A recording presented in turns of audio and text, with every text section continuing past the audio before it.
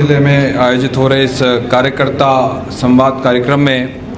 हमारे बीच में उपस्थित राजस्थान के लोकप्रिय नेता, राजस्थान के पूर्व मुख्यमंत्री आदरणीय श्री अशोक गहलोत जी, एआईसीसी ने इस लोकसभा क्षेत्र में ऑब्जर्वर नियुक्त आदरणीय श्री हेम सिंह शेखावत जी, पूर्व में राजस्थान सरकार में मंत्री रहे आदरणीय श्री सुखराम जी बिश्नोई साहब, विधायक आदरणीय श्री समरजीत सिंह जी, आदरणीय श्री रतन देवासी साहब, पूर्व में विधायक रहे आदरणीय श्री संयम लोढ़ा जी,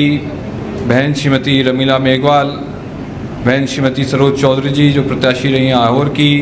पूर्व में विधायक रहे आदरणीय श्री मदन प्रजापत जी, पूर्व में आहोर से प्रत्याशी रहे आदरणीय श्री सवाराम पटेल साहब, आदरणीय श्री नैन सिंह जी राजपुरोहित जी पूर्व में जिलाध्यक्ष रहे हैं, आदरणीय श्री नरेश सेठ साहब चेयरमैन नगर पालिका सांचौर, पूर्व मंत्री आदरणीय श्री हीरालाल जी बिश्नोई साहब, यहाँ पे हमारे बीच में उपस्थित चितलवाना साहब के राव साहब, आदरणीय श्री मोहन सिंह जी, पूर्व में प्रधान रहे आदरणीय श्री प्रदीप सिंह जी, पूर्व में चेयरमैन रहे आदरणीय श्री पुखराज पराशर जी, श्री ओम सिंह जी चांद्राई जी, प्रदेश कांग्रेस कमेटी में महासचिव श्री श्रवण पटेल जी, तमाम अग्रिम संगठनों के अध्यक्षगण, ब्लॉक कांग्रेस कमेटी के अध्यक्षगण, यहाँ पे उपस्थित तमाम मंडल के अध्यक्षगण, समस्त जिला कांग्रेस की कार्यकारिणी, यहाँ पे उपस्थित मेरे बड़े बुजुर्गों, भाइयों, माताओं, बहनों, युवा साथियों, मैं सबसे पहले तो आप सभी को आने वाले इस होली त्यौहार की बहुत बहुत शुभकामनाएं देता हूँ। आने वाला होली का त्यौहार आप सबको खुशहाली लाए, आप सबके घर परिवार में खुशहाली आए, पूरा साल आपके घर परिवार और खेत खलिहान में खुशहाली रहे, ये मैं कामना करता हूँ। आप लोग जानते हैं कि 2024 के लोकसभा चुनाव का आगाज़ हो चुका है। आप लोगों ने पहले भी 2019 का जब लोकसभा चुनाव था तब भी मेरे लिए मांग रखी थी एआईसीसी में कि जालोर सिरोही से मुझे प्रत्याशी बनाया जाए, और अब मुझे खुशी है कि कांग्रेस हाईकमान ने, एआईसीसी ने 2024 के लोकसभा चुनाव में मुझे आपके बीच में प्रत्याशी बना के भेजा है, और मैं ये विश्वास दिलाता हूँ कि आप लोगों के सुख दुख में हमेशा खड़ा रहूँगा, आप सभी को साथ लेके चलूँगा, आपके जालोर सिरोही के विकास की बात करूँगा। आपके जालोर सिरोही में जो विकास पिछले 15-20 साल हो गए हैं जब से यहाँ भाजपा का सांसद जीत रहे हैं, तो हम सब जानते हैं कि जालोर सिरोही का जो विकास जिस गति से होना चाहिए था, जिस तरीके से होना चाहिए था, जालोर सिरोही कहीं पिछड़ रहा है। ये हमारे लिए एक ऐसी बात है जो हमें, क्योंकि आज ये संवाद कार्यक्रम है, मैं चाहूँगा हम सब कार्यकर्ताओं को, हम सब नेताओं को अब आम जन के बीच में हम सबको जाके इन बातों को हाईलाइट करना पड़ेगा कि हम किस तरीके से जालोर सिरोही पिछले 20 साल कोई कम समय नहीं होता, हम कहें तो 2 दशक की बात, 2 दशक से भाजपा का सांसद यहाँ पे कोई खास विकास कार्य नहीं करा सके। चाहे हम रेलों की बात करें, अभी हम प्रवासियों के बीच में भी जाके आए, और जहाँ जहाँ भी इस पूरे संसदीय क्षेत्र में मैं गया,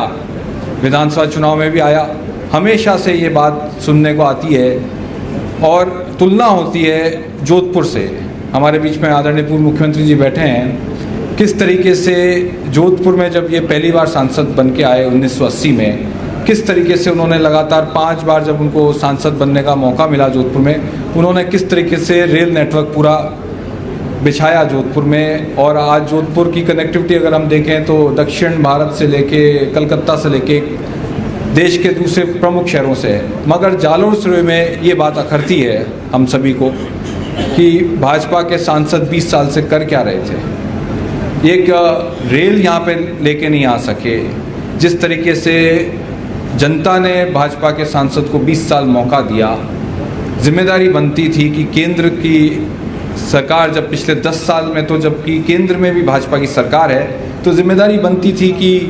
इन कम से कम 10 सालों में और जो 20 साल बीते हैं इसमें कम से कम रेल की जो फैसिलिटी है, जो रेल का नेटवर्क यहाँ जालोर सिरोही में आ जाना चाहिए था, वो नहीं आया। साथ ही लंबे समय से मांग रही है कि जो दोनों ज़िले हैं जालोर सिरोही का, इसमें इन 10 सालों में, 20 सालों में यहाँ पे हाईवे, नेशनल हाईवे से केंद्र सरकार की तरफ से आ जाना चाहिए था, जो दोनों ज़िलों को जोड़ता।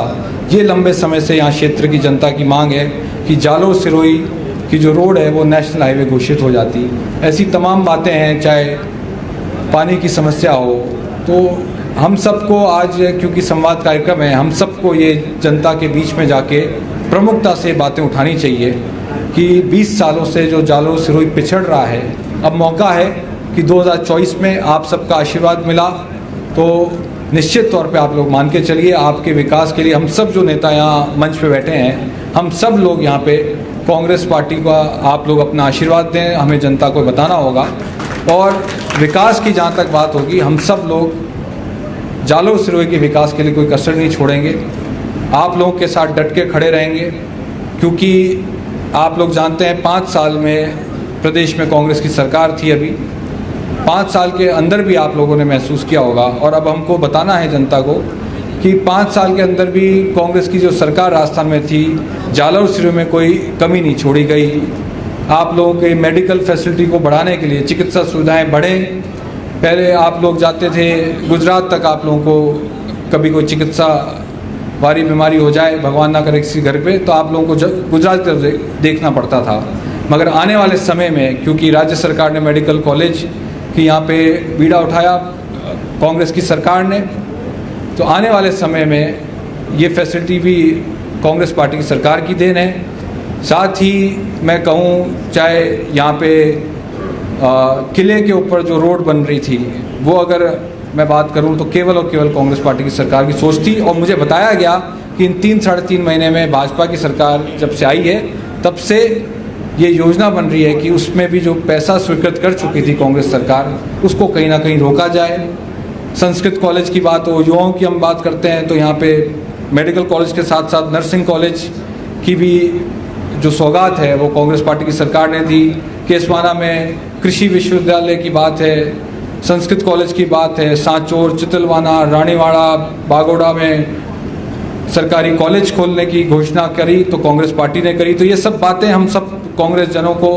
अब ये समय है कि आप सब लोग वैभव गहलोत बन के चुनाव लड़ें, आप सब लोग कांग्रेस पार्टी का उम्मीदवार बन के चुनाव लड़ें, तभी हम लोग सफल होंगे। आप सबका आशीर्वाद मिलेगा, आप सबका समर्थन मुझे मिलेगा, आप सबका प्यार मुझे मिलेगा। तो आप लोग मान के चलें कि आने वाले समय में जो ये विकास की पटरी से जालोर सिरोही उतर गया है इन 20 सालों में, उसको हम वापस पुनः विकास की पटरी पे लाएंगे आप सबके आशीर्वाद से। बात करें हम नगर पालिकाओं की, तो कांग्रेस सरकार की देन है, आज रानीवाड़ा और आहुर में नगर पालिकाएँ की घोषणा की गई। पेयजल की समस्याओं के लिए भी राज्य सरकार ने कोई पैसे की कमी नहीं रखी। तो मैं आप लोगों से यही कहना चाहूँगा कि अगला 1 महीना 26 अप्रैल को चुनाव के वोट डलेंगे। आप सब लोग अपना आशीर्वाद, अपना समर्थन, अपना प्यार मुझे दें। मैं आपको 3 बातें कहता हूँ, आप लोगों के सुख दुख में हमेशा खड़ा रहूँगा, आप सबको साथ लेके चलूँगा, और जालोर सिरोही का जो विकास पिछले 2 दशकों से ठप हो गया, उसको आप और हम सब मिलके कांग्रेस जन उसको आगे बढ़ाएंगे, ये विश्वास दिलाता हूँ। साथ ही 4 अप्रैल को आप सबके आशीर्वाद, आप सबके समर्थन और प्यार से मैं नामांकन भरने जा रहा हूँ। आप सब लोग बड़ी संख्या में वहाँ पधारें, मुझे अपना आशीर्वाद, अपना प्यार और समर्थन देने,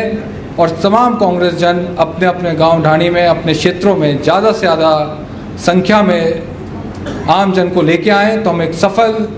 रैली का आयोजन करेंगे आप सबके आशीर्वाद से और समर्थन से। आगामी 4 अप्रैल को मैं नामांकन भरूंगा, और मुझे पूर्ण विश्वास है कि आप लोग अपना आशीर्वाद समर्थन देने 4 तारीख को बड़ी संख्या में जालोर पधारेंगे। धन्यवाद, जय हिंद।